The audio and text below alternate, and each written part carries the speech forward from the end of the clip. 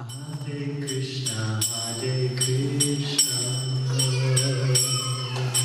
Krishna Krishna, Hare Hare,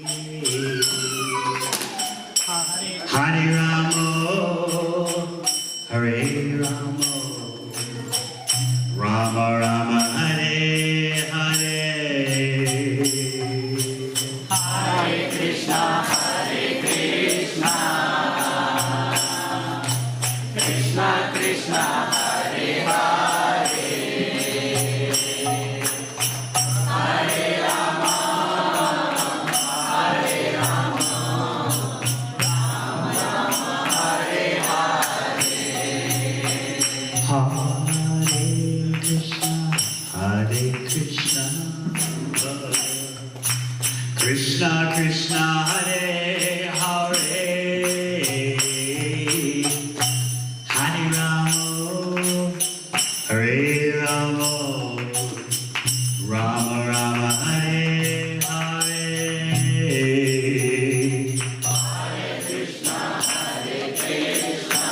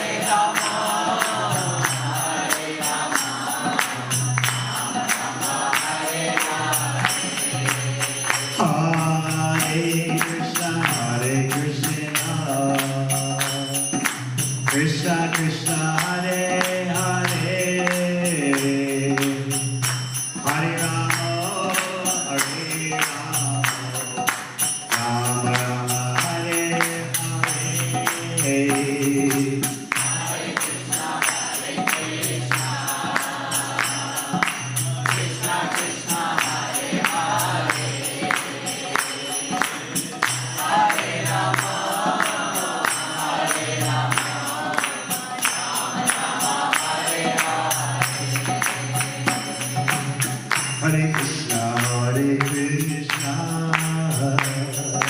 Krishna Krishna, Hare Hare, Hare Rama, Hare Rama, Rama Rama, Hare Hare.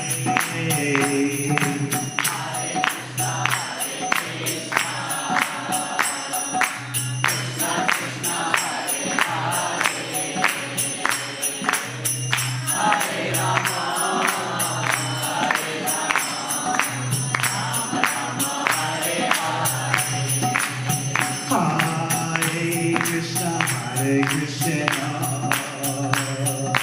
Krishna Krishna, Hare Hare, Hare Rama, Hare Rama, Rama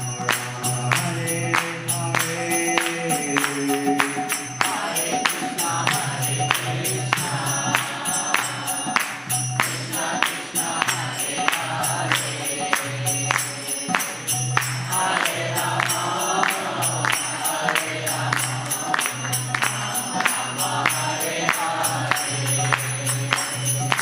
Hare Krishna, Hare Krishna, Krishna Krishna, Hare Hare, Hare Rama, Rama Rama, Hare Hare.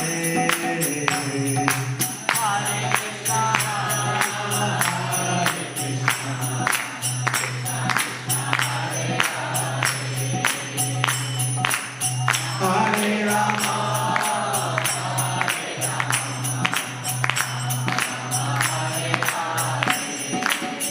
Hare Krishna, Hare Krishna, Krishna Krishna, Hare Hare, Hare Rama, Hare Rama, Rama Rama, Hare Hare.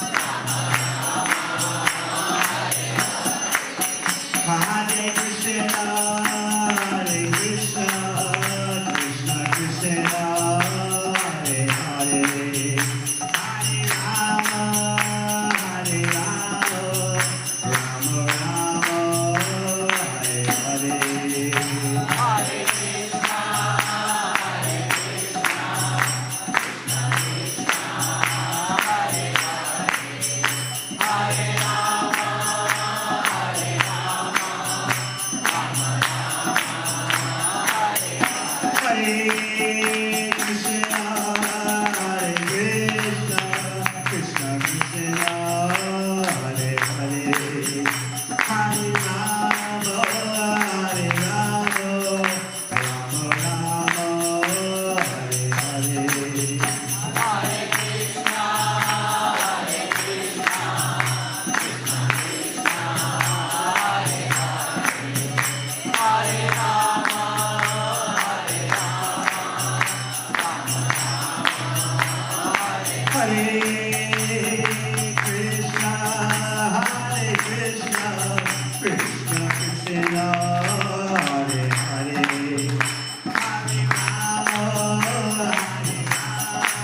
Hare Krishna, Krishna Krishna, Hare Hare, Hare Rama, Rama Rama, Hare Hare. Hare Krishna, Hare Krishna, Krishna Krishna, Hare Hare, Hare Rama, Hare Rama, Rama Rama, Hare Hare Krishna, Krishna Krishna, Hare Hare, Hare Rama, Rama Rama, Hare Hare. Hare Krishna, Hare Krishna, Krishna Krishna, Hare Hare, Hare Rama, Hare Rama, Rama Rama, Hare Hare Krishna, Krishna Krishna, Hare Hare, Hare Rama, Rama Rama, Hare Hare. Nitai Gaur, Hari Bol, Hari Bol, Hari Bol, Hari Bol. Nitai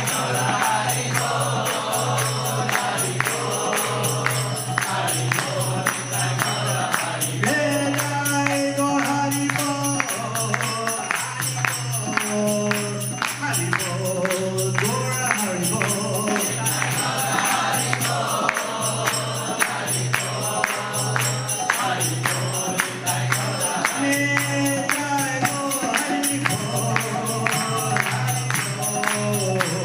Hari Bol, Gaur Hari Bol.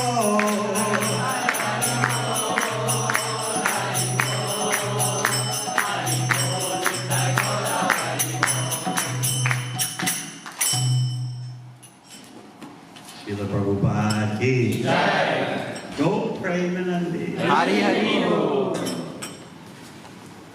Hare Krishna. So welcome back to Journey of Self Discovery. We are very fortunate today to have His Holiness Devamrita Swami Maharaj here amongst all of us. So just a brief introduction of Maharaj. We have been fortunate again. So most of you would be aware, but those who are here for the first time, or those who are meeting Maharaj for the first time, for them. So Maharaj actually was born in New York, and then at the age of 17, he got scholarship to Yale University, and he graduated from the university in 1972. After his graduation, actually he got introduced to Srila Prabhupada's books, and he got attracted by Srila Prabhupada's purity and knowledge, and he became his disciple in 1974. He took sannyas in 1982, and in 2002 he started accepting disciples. Maharaj travels around the world distributing this knowledge of Bhagavad Gita, Srimad Bhagavatam, and whatever he has received from Srila Prabhupada, and then enlightening many of the devotees all around the world. Recently, when I was exchanging messages with Maharaj, Maharaj mentioned that he was in a retreat with 5,000 devotees. So, Maharaj has also written 3 books, Searching for Vedic India, Perfect Escape, and Hiding in Unnatural Happiness. You remember last time when Maharaj was here, he was speaking about the topic of happiness. Maharaj is also Governing Body Commission, part of Governing Body Commission, responsible for managing ISKCON in Australia and New Zealand. So as we can see, he got introduced to this philosophy in 1972. So more than 40 years he has been practicing this philosophy of Bhakti Yoga and the process of Bhakti Yoga. So there is a lot to learn from Maharaj and his experience. So please welcome Maharaj with Hare Krishna Mahamantra. Hare Krishna, Krishna Krishna, Hare Hare, Hare Rama, Rama Rama, Hare Hare. So Maharaj has chosen a topic which is a very wonderful topic. He's going to talk about Vaishnava's ornaments. So Vaishnava ornaments or devotees' ornaments. Okay. Thank you, Maharaj. Jaya Radha Madhava Kunja Vihari Jaya Radha Madhava Kunja Vihari.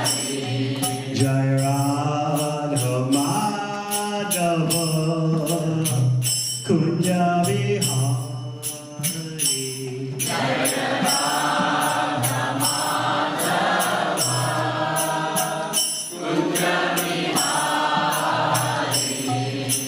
Gopi Janavallabha Kirpanachari Jaya Gopi Janavallabha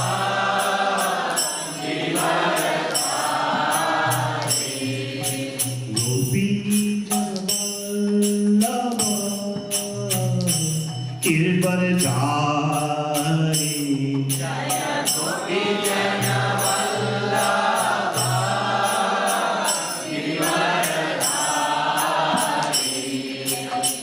Yashodanandana Brajajana Ranjana Yashodanandana Yashodanandana Brajajana Ranjana Yashodanandana Jamuna Tira Vanachari Yamuna Tira Vanachari. Jamuna Tira Vanachari Yamuna Tira Vanachari. Jaya Radha Madhava Kunja Vihari Jaya Radha Madhava Kunja Vihari. Jaya Radha Madhava Kunja Vihari Jaya Radha Madhava Kunja Vihari. Gopi Janavallabha Kirpanachari Jaya Gopi Janavallabha Girivaradhari.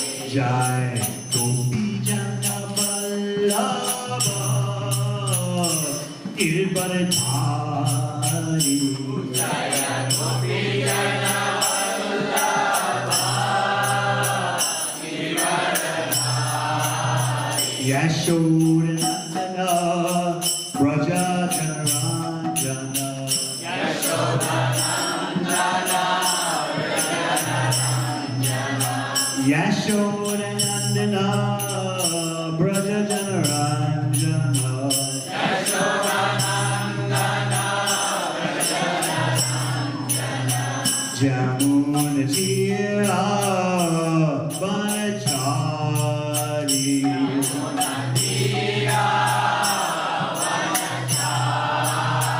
Jamuna Tira Vanachari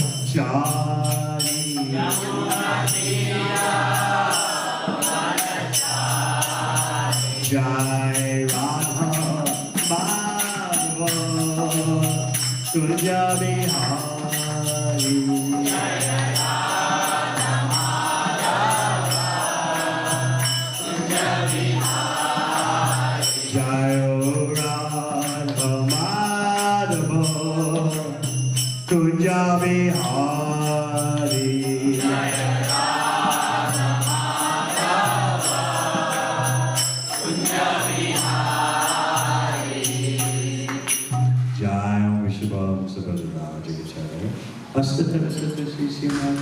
A.C. Bhaktivedanta Swami Maharaj Srila Prabhupada Ki Jai. Jai Om Vishnu Subhadara Jaya. Bestowed Srimad Bhakti Siddhanta Saraswati Prabhupada Ki Jai. Ananta Koti Vaishnava Ki Jai. ISKCON founder Acharya Srila Prabhupada Ki Jai. Nam Acharya Srila Haridas Thakur Ki Jai. Prem Sakaho Sri Krishna Chaitanya Prabhu Nityananda Sri Advaita Gadadhar Sri Vasani Gaur Bhaktivinoda Ki Jai. Sri Sri Radha Krishna Gopagopinath Shama Kun Radha Kun Giri Govardhan Ki Jai. Vrindavan Dham Ki Jai. Navadvip Dham Ki Jai. Ganga Mai Ki Jai. Yamuna Mai Ki Jai. Tulasi Devi Ki Jai. Bhakti Devi Ki Jai. Samadeva Bhaktivinoda Ki Gaur Premanandi Hari Hari Bol.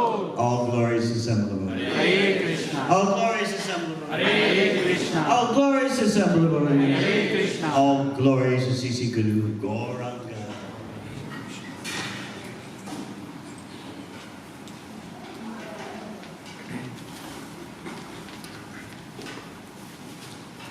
Tonight we'll be discussing a section of Srimad Bhagavatam, third canto, chapter 25, the glories of devotional service. When Srila Prabhupada lectured on this part of the Srimad Bhagavatam, he asked that his lectures be put in a book along with the purports he had already written for the Bhagavatam. He felt that this part of the Bhagavatam was important. Every part of Srimad Bhagavatam is important, but he wanted this part, this important part of the Bhagavatam to be highlighted in a book we have called The Teachings of Lord Kapila Deva. And he wanted to make sure that no one confused Kapila Deva with the more recent atheistic version who taught Sankhya knowledge, analyzing the universe without ever understanding that the root is Vishnu or Krishna. So therefore, he specified. I remember working at the BBT in the 70s, and we were producing Srila Prabhupada's books, and he specified teachings of Lord Kapila, son of Devahuti must be there, to distinguish the incarnation of Godhead from an atheistic philosopher who came later.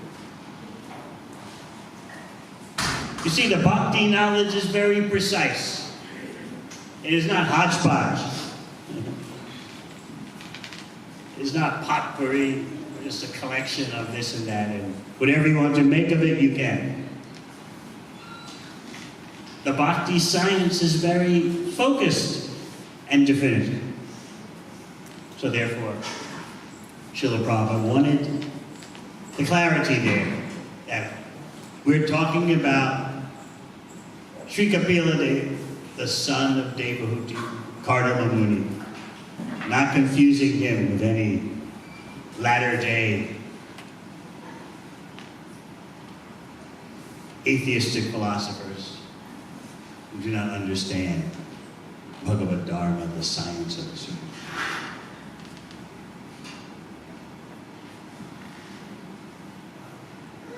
So you have that book, even today, Teachings of Lord Kapila. It has the verses and the purports that you'll find in the Bhagavatam volume, but also parts of the lectures Prabhupada gave on those verses.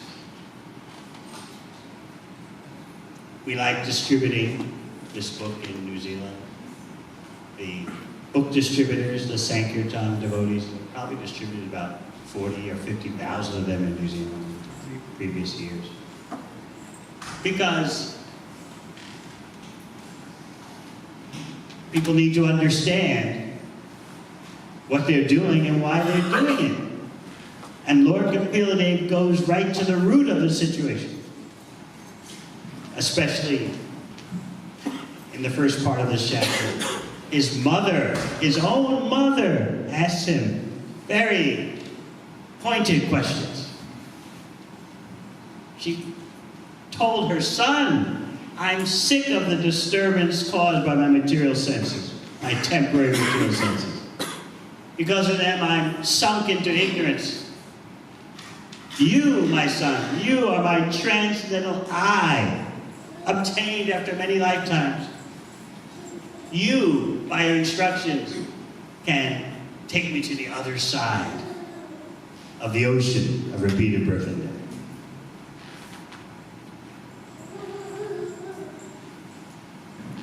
So she presented herself to her son for instruction about the ultimate goal of life and how to achieve it.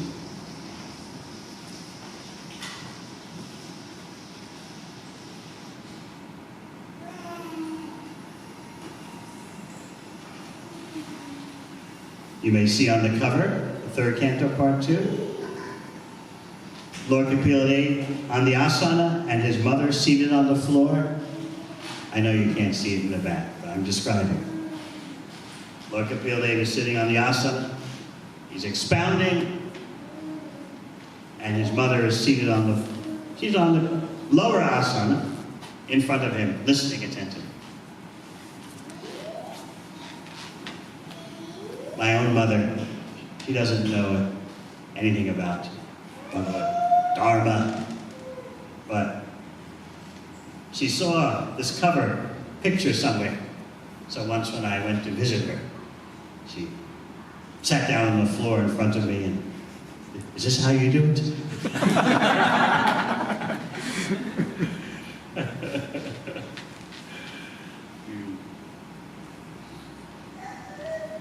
We can take advantage of this conversation between Lord Kapila and Devamrita. We're going to particularly focus on a part where you hear the symptoms of a sadhu. That's very important for us, because otherwise we'll think a sadhu is just someone who wears saffron, who has a long beard. But no, we find out from Srimad Bhagavatam that the characteristics are very specific, and they're all in relation to the Supreme Personality of Godhead. So last night at the Bhakti Lounge, we were speaking about a few verses before, which explains that devotional service is the only auspicious path. We'll briefly talk about that tonight. Nayunjamanaya bhakja bhagavat yakilatmani sadrasosti shiva panta yoginam brahmasiddhaya. Translation: perfection in self-realization cannot be attained by any kind of yogi unless he engages in devotional service to the Supreme Personality of Godhead, for that is the only auspicious path. So what does this mean, that devotional service, bhakti, is the only auspicious path? Aren't there other approaches to the Supreme Absolute Truth? Jnana Yoga, metaphysical knowledge. Mystic Yoga, trying to have darshan of the supersoul in every heart and every atom. Or trying to develop yoga siddhis, mystic powers. And then there's a path of karma kanda, trying to perform punya, pious activities, for the sake of having a heavenly future. So why is it that devotional service, bhakti, is the only auspicious path? Sadrasosti Shiva Panta. Why is that? Because only bhakti takes you all the way to the ultimate goal. Therefore, it is presented as the only auspicious path, meaning when something is auspicious, it must take you all the way to the ultimate destination, not partial. So you can get some little traction out of Jnana Yoga. You can get a little traction out of the mystic yoga system. You'll get some achievements. You'll get some partial attainments. But if you want the complete, then you have to listen to the complete. And what does the Supreme Complete say in Bhagavad Gita? Bhaktyamam abhijanati. Only by bhakti, devotional service, can I be understood. So we have to take our guidance from the ultimate source. Krishna is known as Yogeshwara. He's the master of the yoga system. The whole purpose of the yoga system is to connect with the Supreme Personality of Godhead. Therefore, you have to listen to Bhagavan, how you can best connect with him.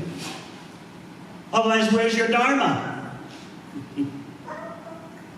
You read in the 6th canto of Bhagavatam the statement by Yamaraja to his Yamadutas, his messengers, his henchmen.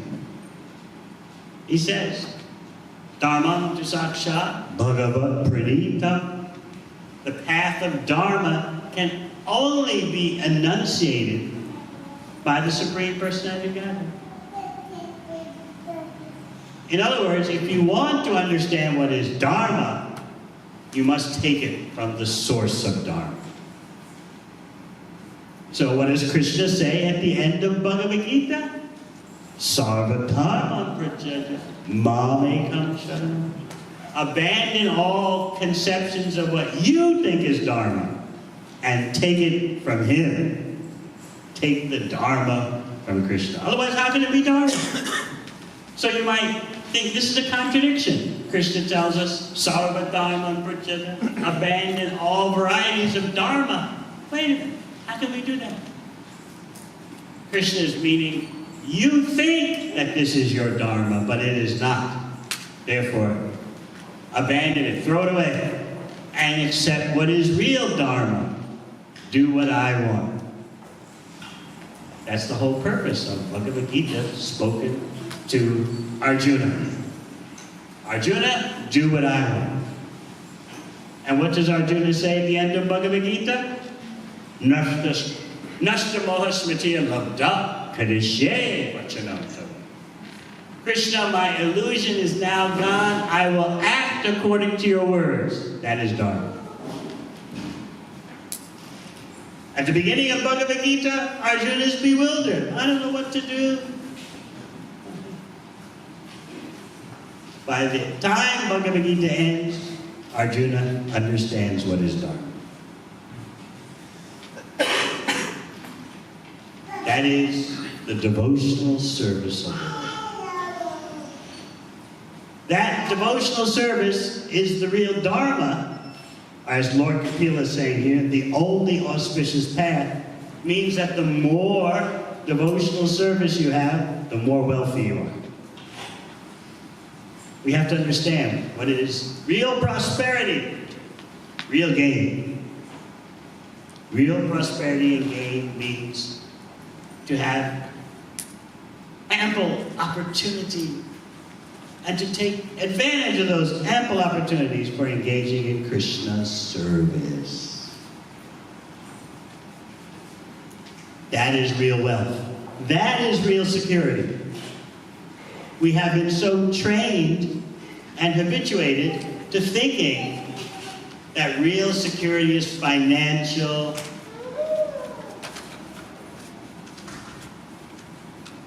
But Bhagavatam is training us to have a different conception of wealth.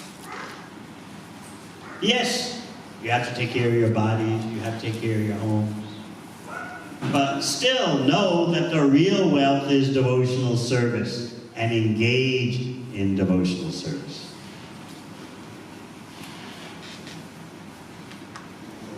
So this verse, a few verses before our verse today, explains very clearly, perfection in self-realization cannot be attained by any kind of yogi unless he engages in devotional service to the Supreme Personality. That's the only way you're going to go all the way.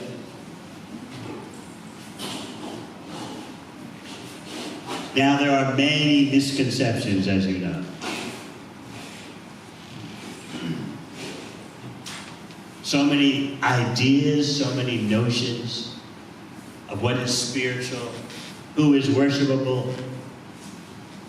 But Srimad Bhagavatam makes everything so clear. We were discussing last night at the Bhakti Lounge how there are three things that are not of this material world. So if you have those three things, your opulence knows no limit. What are those three things that are not of the material world? Bhakti, devotional service. The Bhakta, the devotee. And Bhagavan. Those three things, as explained in Sri Chaitanya Charitamrita, have nothing to do with the material world. So you want to acquire those assets. So yes, take care of your bodies, take care of your families. If you're family persons, you need a little bit of security. But understand what the main security is. The main security is devotional service, which guarantees you at least a human form of life in your next birth. You may be a financially successful person, but that doesn't guarantee what your next birth is going to be.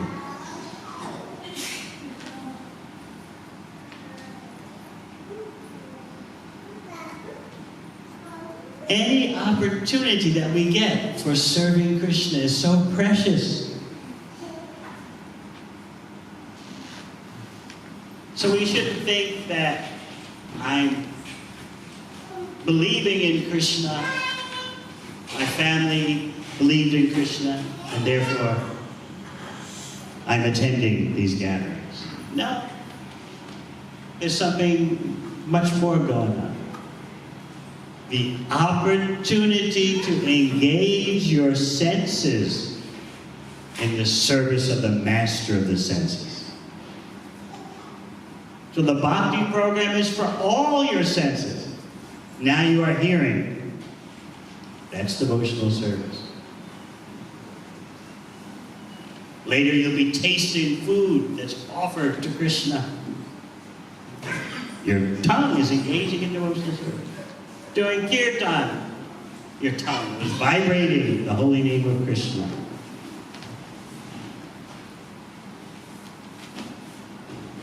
Bhakti has a complete program for all your senses. So again, when Lord Kapila Dev says it's the only auspicious path, he's not being sectarian. He's not just speaking about one particular religious creed. No, he's giving you the vision of the complete picture. He's showing you what is the ultimate goal of life and then saying, here is the way to attain it.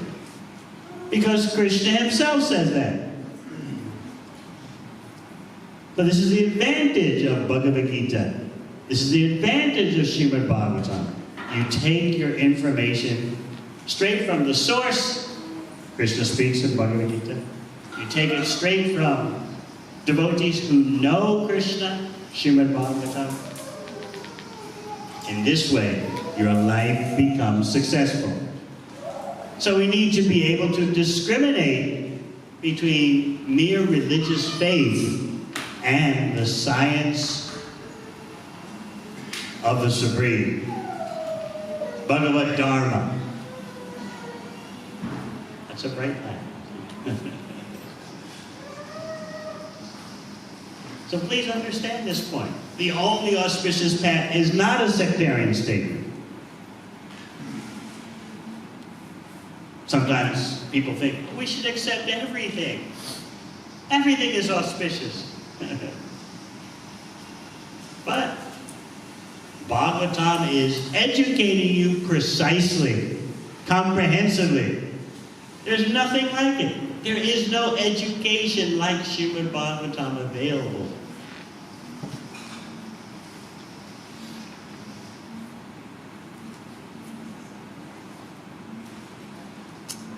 As I often explain, Srimad Bhagavatam takes all the themes mentioned in Bhagavad Gita and expands upon them.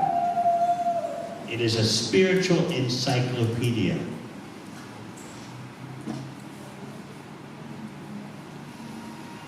So I'm sure all of you must have sets of Srimad Bhagavatam in your home. What is a home without a set of Srimad Bhagavatam? It is the literary presence of the Supreme Personality of God. Everyone should have all of Srila Prabhupada's books in their home. Bhagavad Gita, Srimad Bhagavatam, Sri Chaitanya Charitamrita. Because unless you understand Lord Chaitanya, it's very difficult to understand Krishna in this day and age of Kali, of darkness. So you have so much literature to guide your life and inspire your life. So tonight we're meant to talk about the symptoms of a sadhu, a real holy person. And that's important for you all. Even though you're not wearing saffron, still you can be sadhus. How is that possible? You may not have a beard, but you can still be a sadhu. Lord Kapila Dev is going to explain the qualities that ornament a true sadhu. And in that way, you see the devotees as ornaments.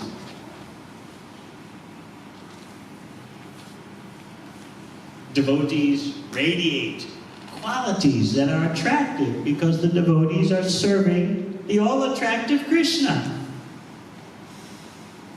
And the more that a devotee harmonizes with Krishna, the more attractive the devotee becomes. So it's very appropriate to consider that devotees are decorated with ornaments, not ordinary jewelry, but devotee qualities. So in other words, by our following Krishna's instruction to engage in devotional service, the result can be seen in our qualities. The heart becomes soft because the devotee is sensitive to what Krishna wants. We're not just soft-hearted in a sentimental way. We are soft-hearted because our hearts are open to what Krishna wants.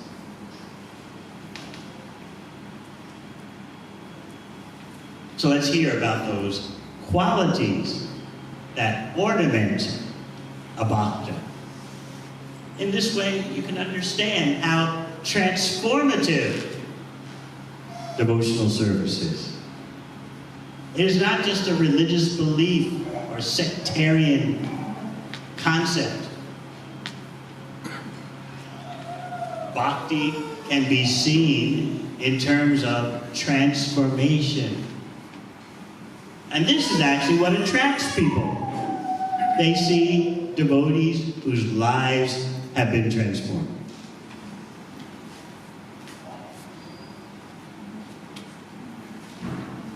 When they see a transformed life, they are seeing the ornaments of a sadhu.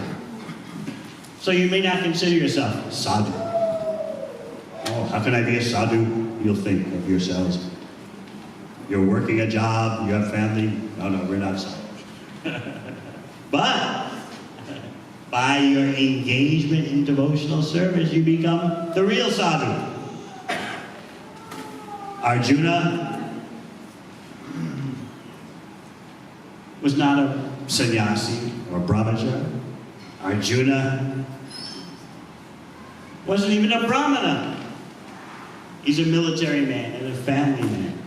Yet Krishna spoke Bhagavad Gita to him. And because he accepted Bhagavad Gita straight, he's a sadhu. Similarly, if you accept Bhagavad Gita straight, then you are a holy person. And the evidence will be in your ornaments, the jewelry of devotional qualities. So this is how you'll see transformation in the world. Real change cannot come politically or economically, even ecologically. Real change comes from those who are decorated with the qualities, the genuine qualities of a sadhu. And those qualities are always in relation to devotional service. Devotional service means to Bhagavan, to Krishna. Otherwise, everyone is always engaged in some kind of service. But we are talking about service for pleasing Krishna's senses. The only auspicious path. So what does Lord Kapil Dev say? Tajikshava karunika suvita sarvadehina ajata shatrava shanta sadhava sadhubhushana. The symptoms of a sadhu are that he is tolerant, merciful, and friendly to all living entities. He has no enemies. He is peaceful. He abides by the scriptures, and all his characteristics are sublime. So you might think, how can you become such a person of whom someone will say, all your characteristics are sublime? But yes, by engaging in devotional service, these ornaments, these qualities develop. This is another point made in Srimad Bhagavatam in the first canto, that by engaging your senses in Krishna's service, automatically knowledge and detachment develop. Vasudeva Bhagavati Bhakti Yoga Prayojita Janayat Yashu Vairagyam Jnana Chayadohituka. This is real mystic power. You might think, how is it? I'm just sweeping the floor for Krishna. I'm donating some Lakshmi for Krishna. I'm cooking for Krishna. How is it that knowledge and detachment can come from that? Don't I have to endeavor separately? But devotional service is Krishna's own internal potency.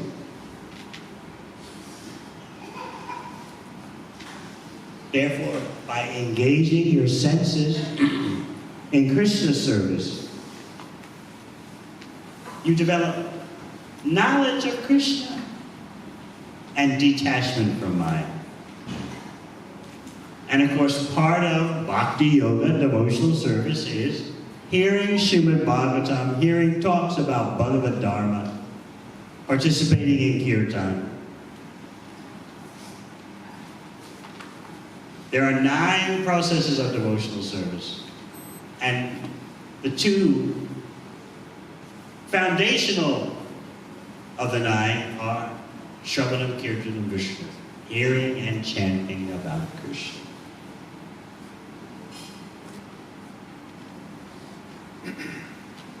At the end of Bhagavad Gita, it is said that one who worships, one who studies the sacred conversation between Krishna and Arjuna, worships Krishna by the intelligence. So within the whole package of devotional service is knowledge and detachment. Just like tonight, you'll have some prasad. Automatically, by participating in the prasad program, you are detached from eating things you shouldn't eat. So all that is contained within the bhakti program. By coming here on a Friday night, instead of going to the cinema, automatically you're making the right choice.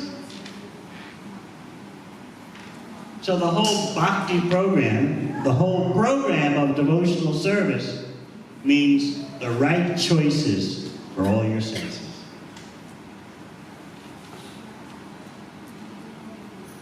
Devotional service is a system of activities for connecting all your senses to Rishikesh, the master of the senses.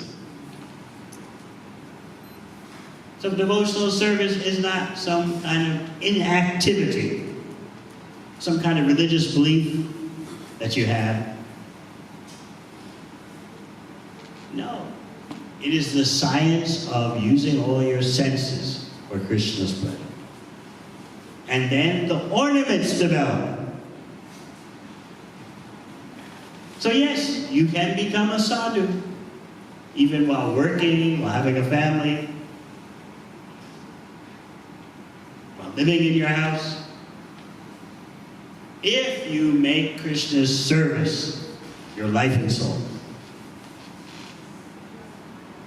If you just consider that Krishna is your belief, you've missed the point. Because bhakti is about dynamic engagement in devotional service. Krishna, as the super soul in your heart, wants to see what are you doing with your senses, what are you doing with your resources. Not that simply, I believe in Krishna. Meanwhile, with my senses, I'm doing what I like. With my resources, I can soothe their mind. Devotional service means to recognize that Krishna is indeed the supreme proprietor. Everything, our senses, our resources, our families are all meant for Krishna's pleasure. So you see, devotional service is not just about some religious ideas. It is a practical program for dealing with all the energies that make up existence. You take your knowledge from the source of those energies. What is the first thing stated in Bhagavatam?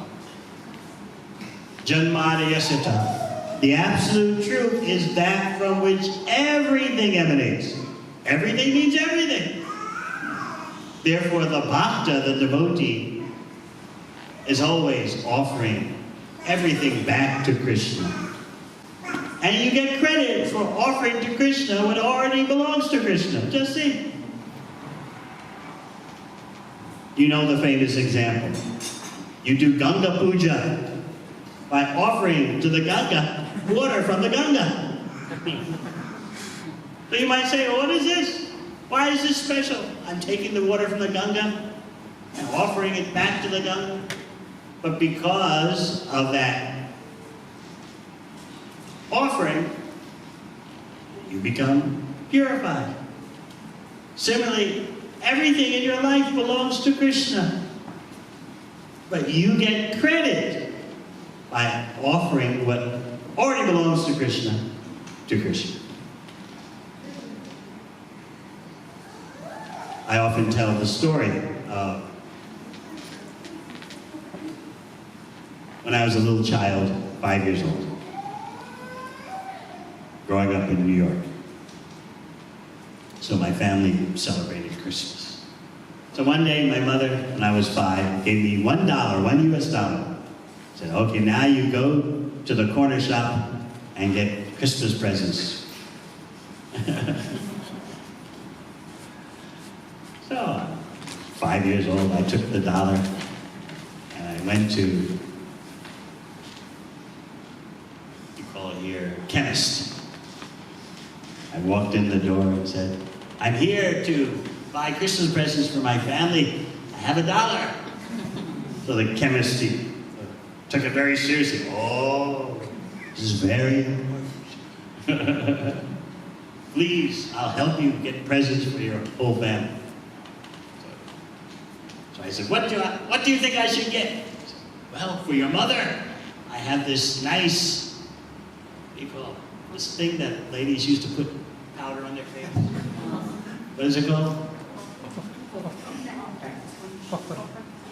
It's made, it's just like a little pad in there. So he said, this will be wonderful for your mother. It costs 25 cents. I said, okay, very good. What about my father? Oh, I'm sure your father could use a nice pen. Here is a ballpoint pen. Another 25 cents. And then you have 50 cents left. You can get something for your brother and sister. So I did. And the day before Christmas, I wrapped everything carefully. The wrapping paper probably cost more than the gift. And so then, as the tradition goes, on Christmas morning,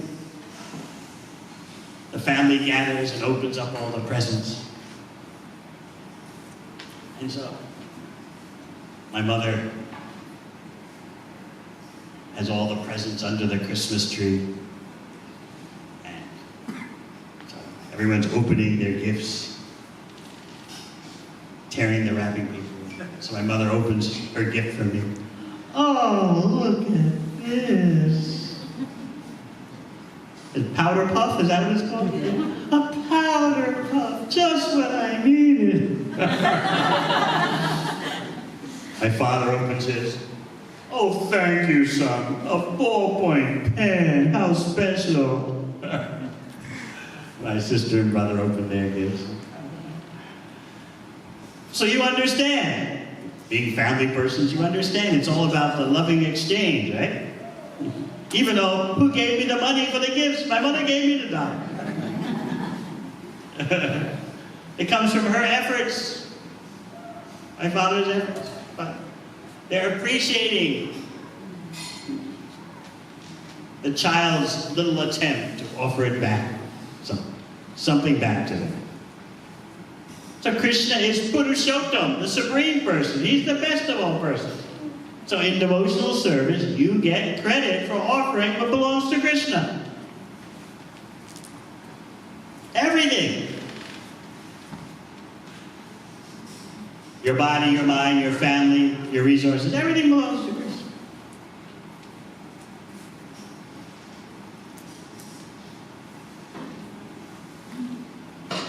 And by offering everything to Krishna that already belongs to him, you develop jewel-like qualities.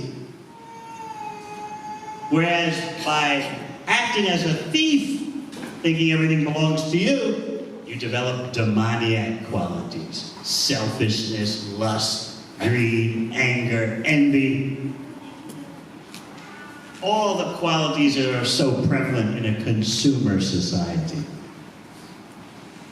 We don't want to live in a consumer society. We want to live in a Bhakta society. A Bhakti society in which it is recognized that Krishna is the supreme proprietor.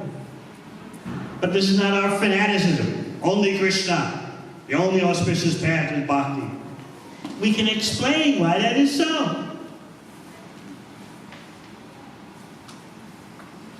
So when you get this kind of knowledge, then you are truly powerful. Beyond political power, beyond economic power. The power of Bhakti knowledge, as demonstrated in Bhakti qualities. Tatikshava Karanika. First of all, the sadhu is tolerant. Don't you know that in material life, you have to be tolerant?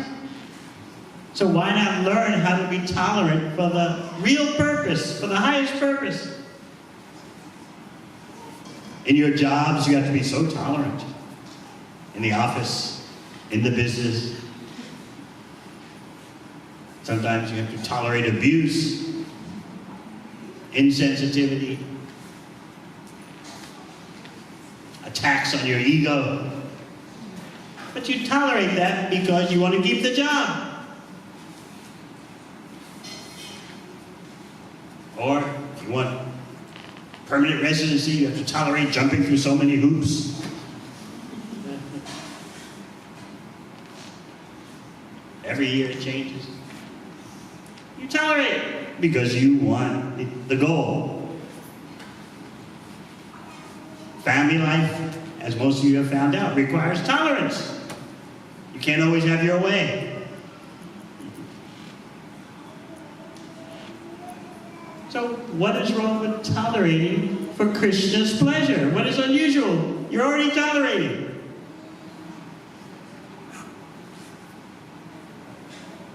But your tolerance only counts when it is for Krishna's service.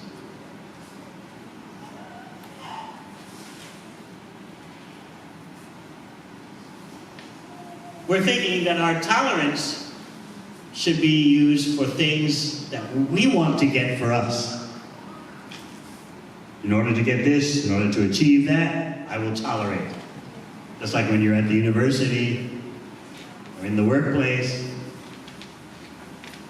you'll tolerate for achieving your goals. But bhakti means tolerate so that Krishna can achieve his goals.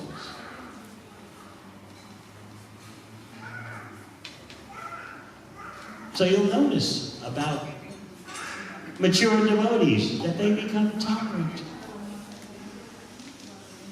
That means they don't let their devotional service be disrupted because of the usual setbacks that occur in material existence.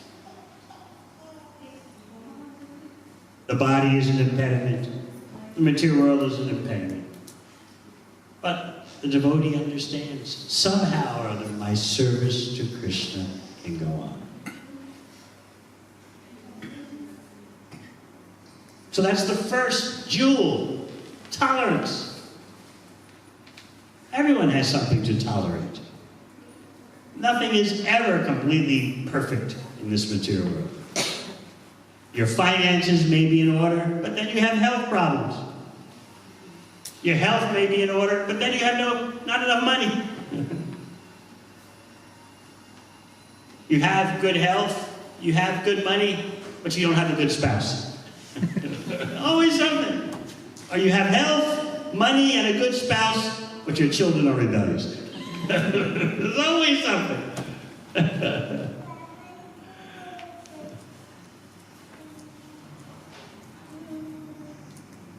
So a devotee tolerates the residual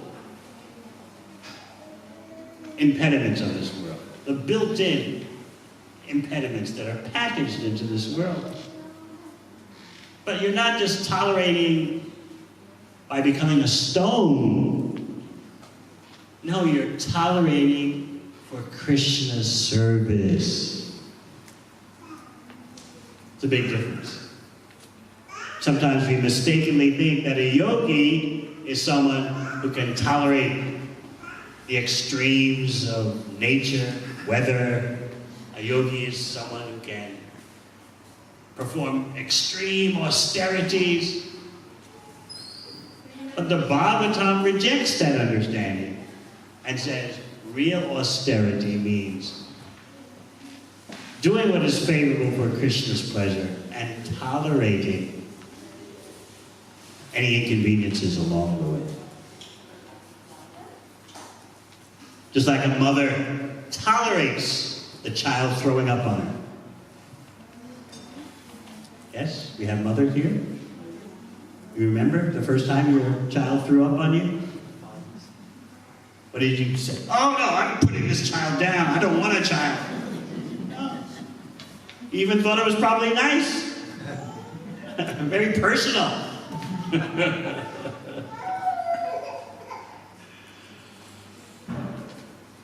Because of love. So what to speak of the love between the devotee and the Supreme Personality? In serving Krishna, we tolerate inconveniences. The next jewel is mercy. That mercy is shown by desire to give everyone a chance to engage in service.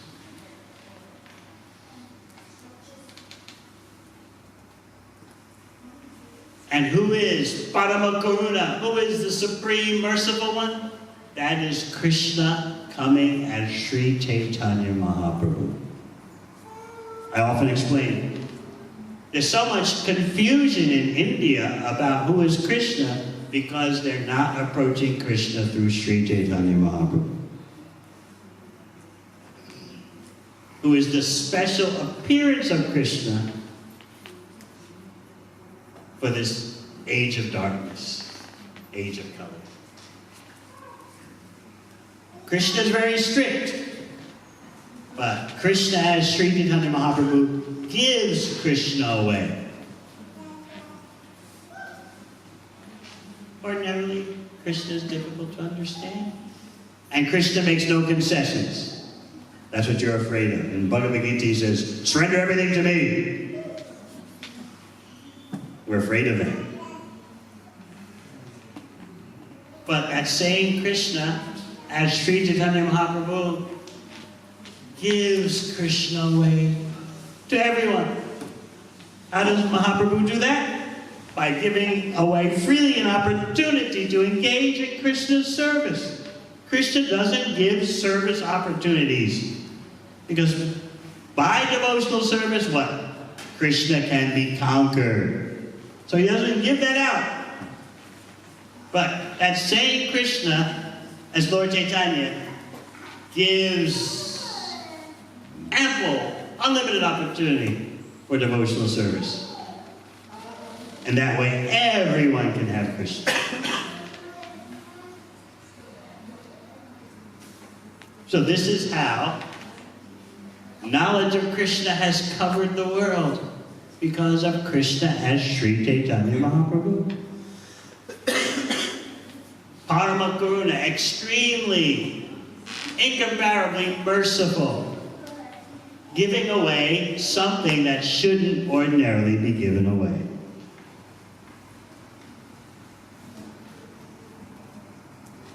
And we can assist the supremely merciful Sri Chaitanya Mahaprabhu, who ordered, wherever you go, whomever you meet, teach the science of Krishna. On my order, do this. That's the same as Krishna saying, surrender to me. Krishna comes as Sri Chaitanya Mahaprabhu and says, distribute Krishna consciousness to everyone, wherever you go, whomever you meet. That's surrender to Krishna. So in this way, we develop the ornament of mercy. Surada Sarvadehina, friendly to all living entities.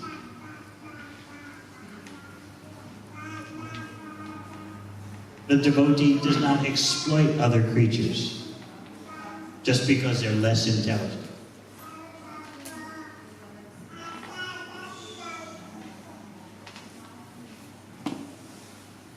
Sometimes people say, you might have said it yourself, what is wrong with eating animals? They're less intelligent.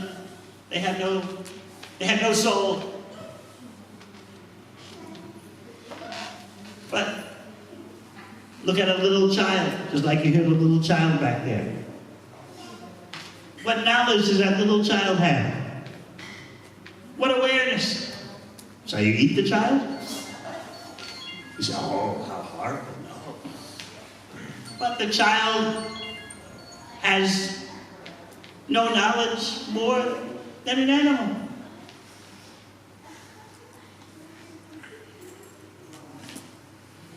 So, Suradam Sarvadehinam, Suradam Sarvadehinam means a devotee understands how to be friendly with all creatures, no matter their level of intelligence or consciousness.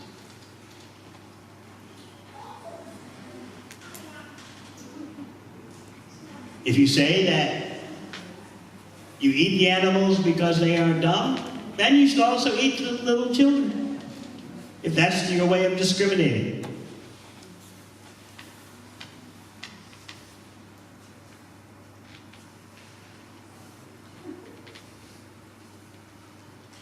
So in this way, a devotee is automatically ecologically balanced in terms of relations to all living beings.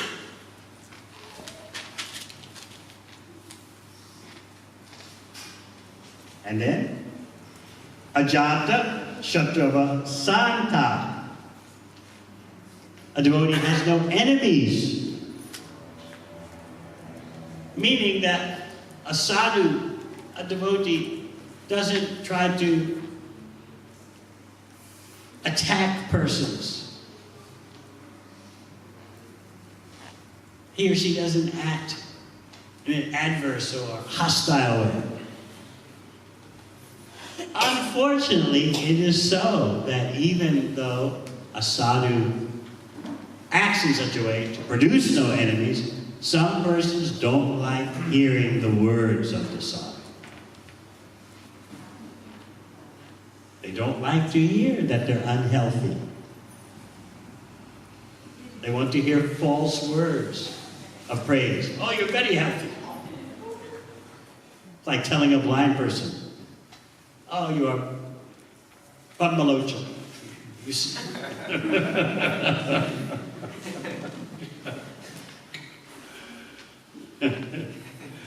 And people will appreciate, oh, thank you. You're my friend. But remember, Suhridat Sarvadehinam, friendly to all living entities means you act towards them in a way that helps their spiritual development. That is real friendship. Whether you're dealing with a family member, relative, anyone, you're always thinking, how can I be the best friend to this person by acting in a way that immediately or gradually inspires them to engage in devotional service. And certainly by seeing the qualities of a devotee, some persons become inspired. Some persons feel threatened, even though the sadhu has no enemies of his own creation. Some persons resent the development of sadhu qualities. They feel threatened. But that's not the sadhu's fault.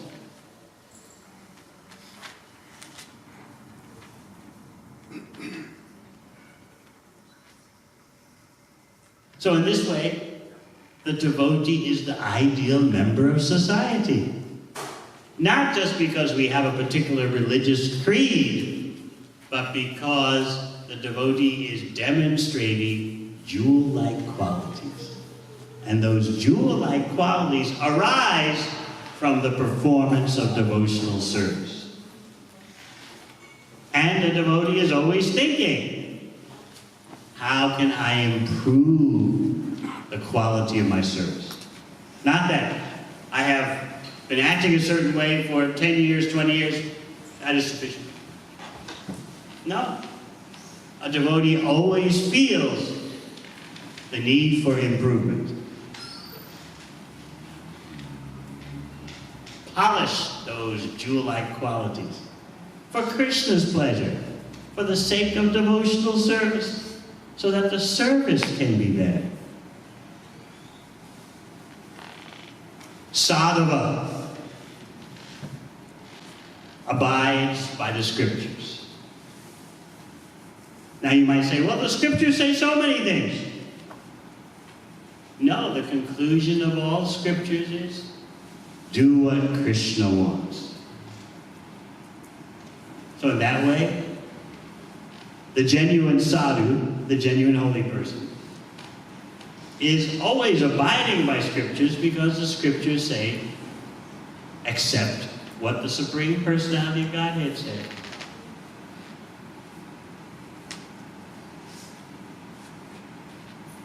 As Krishna explains in Bhagavad Gita, Vedaishta sarva ahameva Veda. By all the Vedas, I am to be known. So if you're serving Krishna, you have reached the conclusion of the Vedas.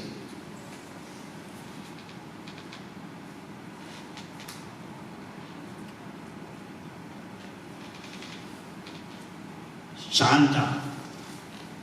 You missed that. Peaceful. A devotee can actually be peaceful because he or she is not so agitated by material desires. How can you be peaceful? How can there be world peace when everyone is so agitated and disturbed for material desires?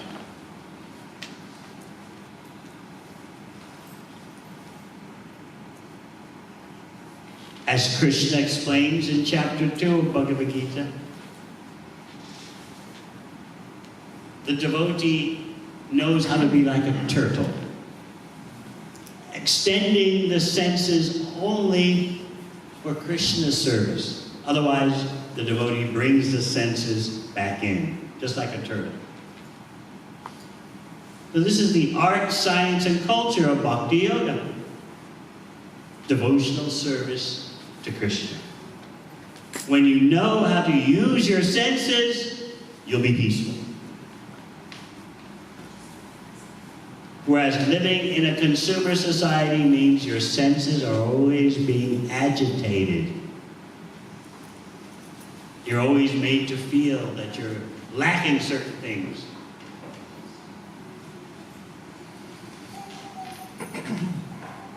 But because a devotee is rich in devotional service, he or she is not subject to all this agitation and provocation.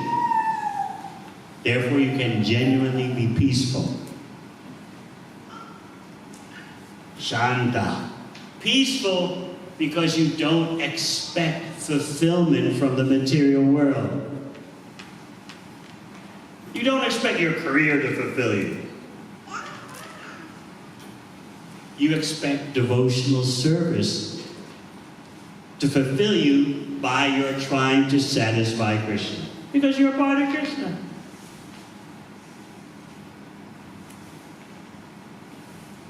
So finally, Lord Kapila Dev says, Sadhu Bhushana. These are the decorations of the sadhu. Bhushana means to be ornamented.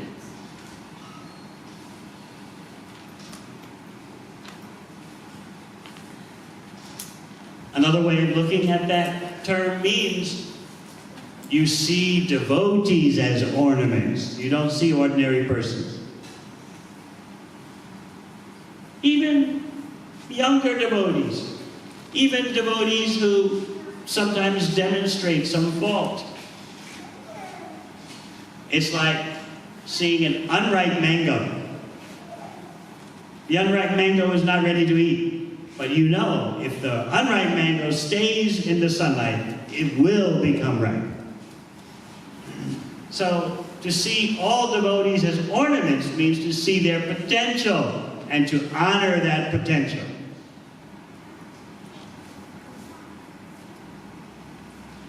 It doesn't mean to be naive and utopian, dreamy.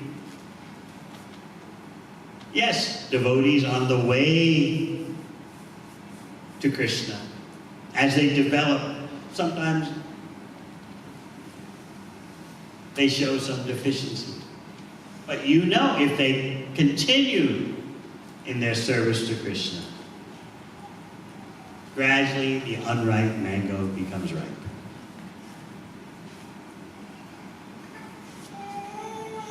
So this is how to practically deal with devotees. You see their potential. And you appreciate that they, amongst billions of people, these persons have chosen to engage in Krishna's service. The rarest of all achievements, the rarest of all opportunities. So again, Lord Kapil Dev is teaching you that devotional service is not just some religious creed. Well, I'm believing in Krishna because my mother believed in Krishna. I am from that kind of sect. No.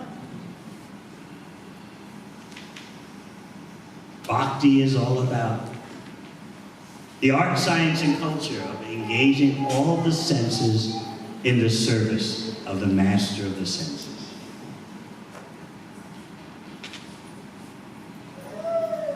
So any questions? Yeah. Hare Krishna Maharaj. Maharaj, you explained about tolerance, but in day-to-day life, we see so many injustices. So how should we deal with those? Like, should we be tolerant for those injustices that we think? Tolerate for? Injustice that we see in day-to-day life sometimes.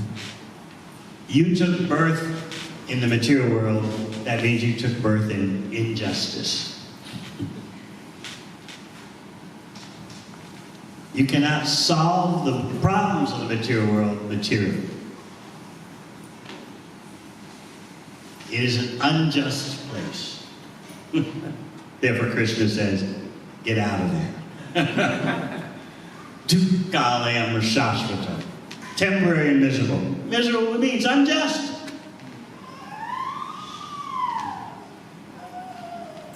You can try to make your life as comfortable as possible and free of injustice, but don't make that your main endeavor. Because while trying to be comfortable and be free from injustice, or help others to be free from injustice, you've forgotten the goal of life.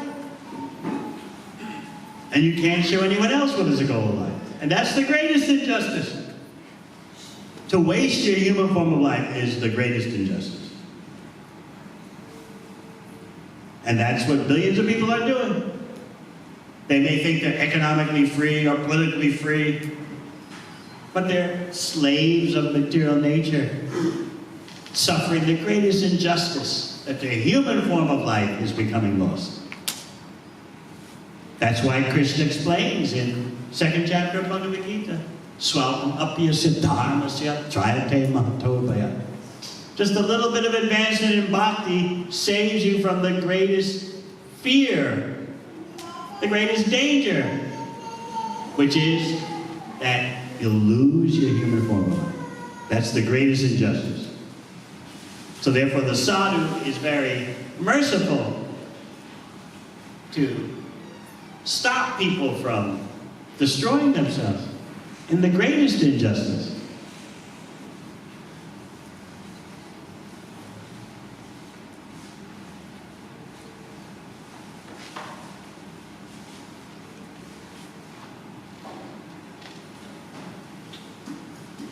Any other question?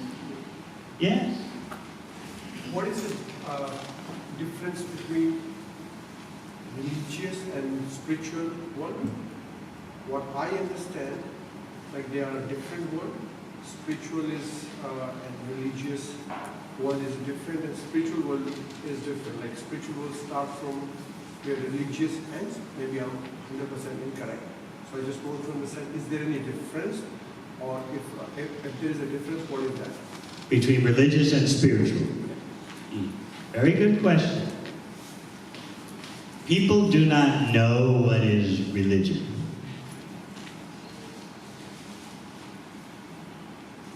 Therefore, Srimad Bhagavatam, from the very beginning, points out, Dharma projita kaitavocha paramo namatsarana satam. Srimad Bhagavatam, right at the very beginning, says it's sweeping out the door all kinds of kind of a dharma, cheating religion. What is cheating religion? Any so-called religious activity performed for a selfish motivation. Swept out of Bhagavatam from the very beginning.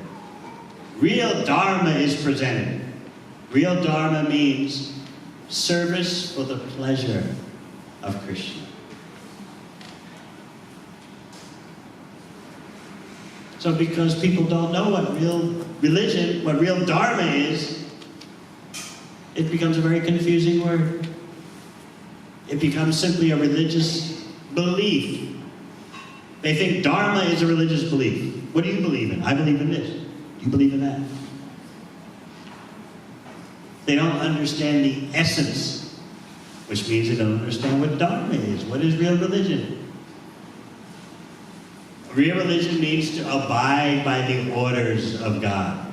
But no one knows who is God, in that even if they say they are godly and they believe in God, they have no knowledge of what is God. That's the problem. Just like a child knows about the father. My father's like this, my father's like that, he looks like this, he does like that. So if you actually are a godly person, that means you know what is God and can say and give description. So therefore, you have a twofold problem. Persons who deny the existence of God and persons who say they believe in God but have zero knowledge. Both are problematic. One a little bit better than the other. So real religion doesn't simply mean religious belief or creed. It means an active program for engaging in service to the Supreme Personality of God. And by doing that, automatically you develop knowledge and detachment. And you start to see these ornaments as described by Lord Kapila Deva. So because people don't know what is religion, they become confused. Is religion spiritual? Or many persons, especially in New Zealand, will say, oh, I'm not religious, but I'm spiritual. Now that's catching on in India also. To present yourself as not being religious, but being a spiritual person. Because people think religion means a belief or creed, a particular sect. This is why knowledge of Srimad Bhagavatam is so important. This is why you're studying Bhagavatam, to have the most comprehensive spiritual knowledge. And that way you can explain what is real religion. Devotional service done for Krishna's satisfaction. Beyond even jnana, beyond even mystic yoga, beyond karma.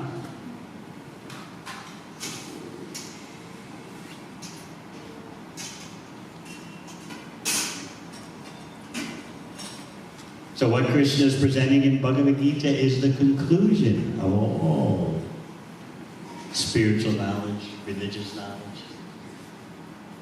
Who is the greater authority than the Supreme Personality of Godhead for discussing what is religion, what is Dharma?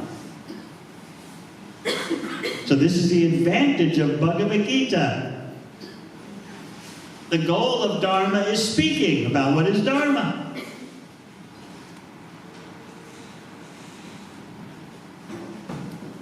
So again, the word religion doesn't have proper understanding.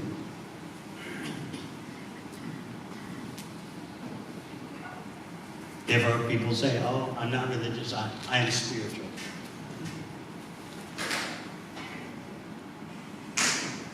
Very nice question. Yeah. Maharaj, just a question based on the response. You talked about the fad that's there, about people saying I'm not religious, I'm spiritual. You have heard this before also? I'm guilty of it myself. Oh. In terms of when I am at work and things like that, the word religion has such negative connotations. Especially in New Zealand. Yeah, such has negative connotations to it these days. So is it wrong for Amrish Prabhu knows when he comes to the Bhakti Lounge, he never hears the word religion. We don't even use the word God. It's such a negative connotation. So is it wrong for practicing devotees to say, if someone says, what religion are you? To say, I'm not religious, I'm spiritual? Is that wrong? But then you have to explain. Yes. Yes, you have to explain. So can I say that statement for getting knowledge of real religion, I have to go through a knowledge of spiritual and knowledge of Gita, Krishna books and all, and then I'll get a full like real Dharma knowledge, which is a Supreme Personality Goal services knowledge. If you want to understand religion, then educate yourself as to what is God and how does God say you can attain. Otherwise, simply just living what you think is a nice life, that is not religion. Religion means to abide by the orders of the Supreme. So you have to know what is the Supreme and what are the orders.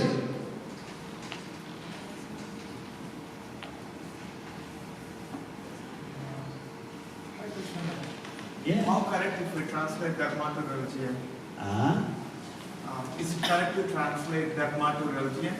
Is it correct to? To translate Dharma to the religion. word dharma to English word religion. Not precise, but it's within the arena. Not precise. More precise would be the essence of everything that cannot ever change. So what is it about you that's the essence that can never be changed? What is it? Huh? What is it about you that's essential and can never be changed? About me. Huh? So are you asking what's about me with Yes. never change? Someone says, what is your dharma? What's my Dharma? What were you going to say? So there is no particular Dharma because Oh. actually, Which shastra are you quoting? yeah, there are kinds of different types of dharmas. Oh, Like okay. dharma means what I understood is Dharma. dharma means what I understood is like Sri Krishna is saying Arjuna about dharma of a soldier. He's mentioning about the duty of the soldier. Yes. So let me explain to you. And Good point. I'm glad you're quoting Bhagavad Gita. There is the external dharma, like Arjuna was Kshatriya. That's material. yeah, But Krishna is pointing out what the real dharma is at the deepest level. Which is that, Arjuna, you are my part. You engage in my service. That's why at the end of Bhagavad Gita, Krishna says, Sarva Dharma Vrijata. Get rid of all your conceptions of Dharma and accept the essence, which is devotional service to me. leave all dharmas and surrender it to me. That is the real Dharma. There may be external versions of Dharma, but they're not essential. You are Krishna's servant. Your Dharma is no matter what, even if you avoid Krishna, you're still serving, right? Yes. So since you're always serving, since that is your inescapable Dharma, you should find the best way to serve. Because you cannot stop serving. Have you noticed that? You're always serving something or someone, right? Maybe. Maybe. In every moment. You're serving your body, you're serving your mind, you're serving someone else's body, someone else's mind, you're serving society. At work, you work or you go to school? Obviously, in work I'm serving something. Yes, and when you come home, you're serving. I don't think they're serving the because You come home, you turn on the television, you're serving. Facebook, serving.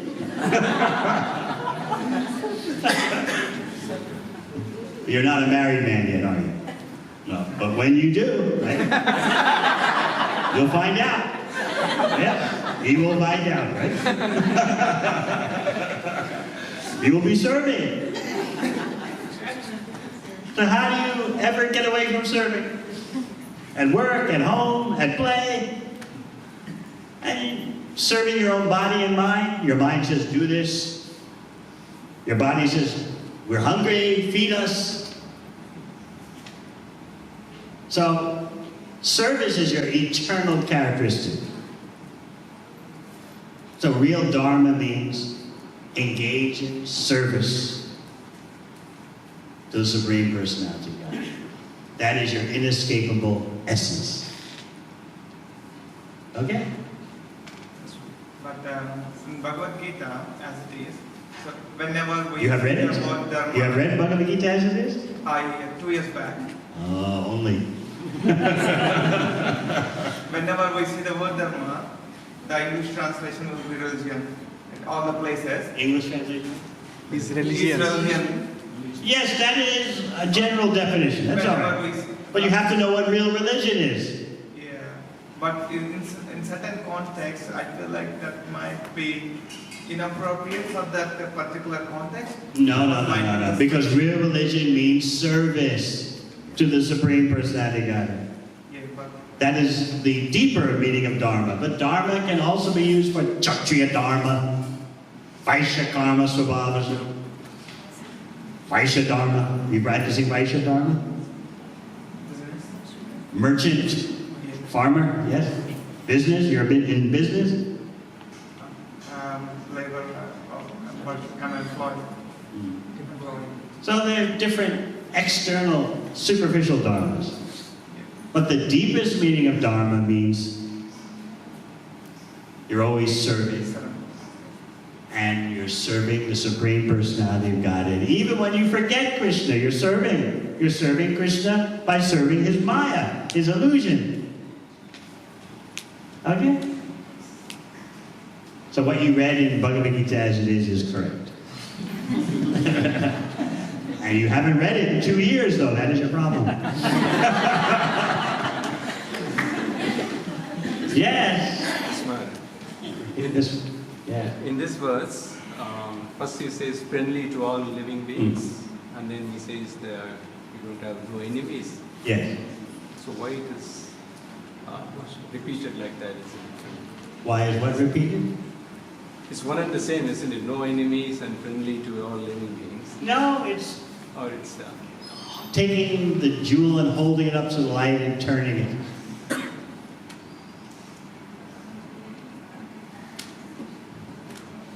Seeing from different angles of vision. That is Srimad Bhagavatam. And also to emphasize the point that even though the sadhu is friendly to all living entities, still someone may become the enemy of the sadhu because they don't like to hear the truth. So therefore, Kapil Dev is emphasizing, from the sadhu's point of view, he or she has no enemies. But someone may think, oh, you're speaking about Krishna, you're my enemy. It's happened to me. Has it happened to you? Yeah? Yeah? Where? Where has it happened to you? every time actually. Uh-huh. When I talk to my friends who are not devotees, Mhm. it ends up with nearly an argument. They don't accept it. Uh-huh. So you're trying your best, and gradually you'll understand how far you should try to present things to them. It's good you're trying. In the back, last one. Yes. Last question, yeah. Hare Krishna. You confused me actually. Oh, I'm sorry. He asked the question about the difference between the religious and the spirituality. You came on the question and you said the religious who is actually follow the order of the supreme God, Yes. Krishna. Then this gentleman came in and he asked the question about the dharma and the religion. Now, I was about to ask what is the difference between the dharma and karma. Now, the question is coming to you. If you can answer, you will definitely. What is, we definitely, or otherwise we will give some hint to us. The question is continuous from that side. Now I'm adding the difference. What is the difference between the fundamentalist, religious, spiritual, and the karma yogi? And the last one? And the karma yogi. Karma yogi. Krishna is the karma yogi and he's the yogi. Wait a minute, what's that? What are you sticking on Krishna there? Sort of the wrong question. So you want me to answer about the difference between fundamentalism? Fundamentalism. All right, we'll take each term one at a time. Yeah. Okay. Fundamentalism means basically fanaticism without knowledge, without understanding the depth of what is Dharma. You say, my way is the only way, without understanding what the purpose of that way is and what is its goal.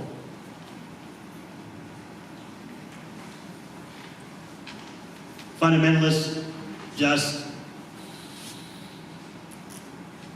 take things in a dogmatic way, fanatical way.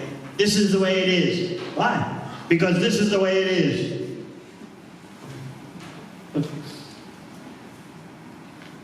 This is what God wants. Well, can you show me where God says He wants this? Whereas Bhagavad Gita, Srimad Bhagavatam give you complete understanding.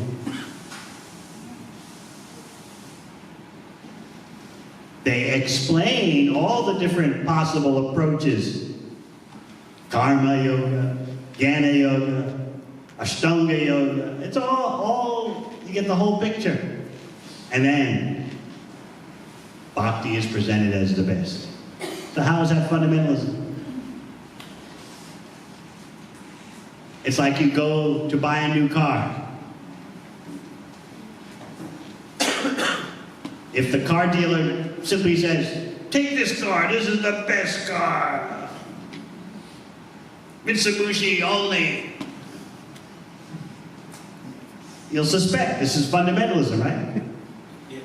But if the car dealer is able to say, well, here's a Toyota, here's a Ford, and now I'll explain to you why this one is not as good and that one is better, you'll feel much more comfortable, yeah? So that's what Bhagavad Gita and Bhagavatam are doing.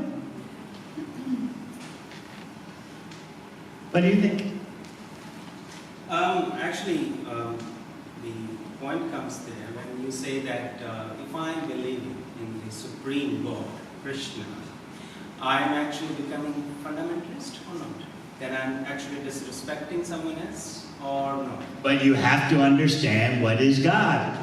Absolutely.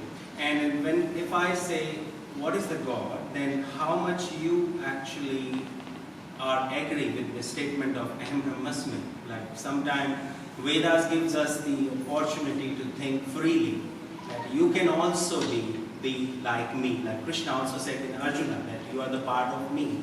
You are the part of me. Exactly. Yeah. You're not me. Yeah, you're the part of me. You're part. You just remember that. Just remember that part. You want to be Krishna, you can only be a tiny Krishna. Aham Brahmasmi means I am of that spiritual nature. You are equally spiritual as Krishna, but you've forgotten.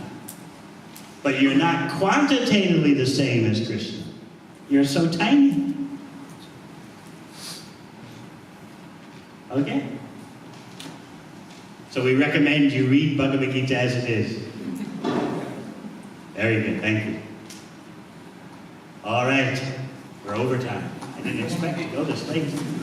But you listened so carefully, what could I do?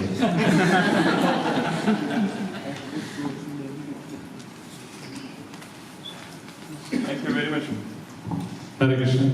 So thank you very much, Maharaj, for again coming to Journey of Self-Discovery and enlightening us about the Vaishnava ornaments. And because Maharaj has so many ornaments himself, if he keeps coming here, I'm sure that just like coming in contact with rich people, we also get some donations from them. Similarly, by coming in contact with devotees like Maharaj, who has lots of these ornaments, I'm sure we will also develop those ornaments and we will also get the jewels of the Vaishnava qualities sooner or later. So thank you very much, Maharaj, and I invite you, whenever you are here, please try to come and help us progress in our Krishna consciousness.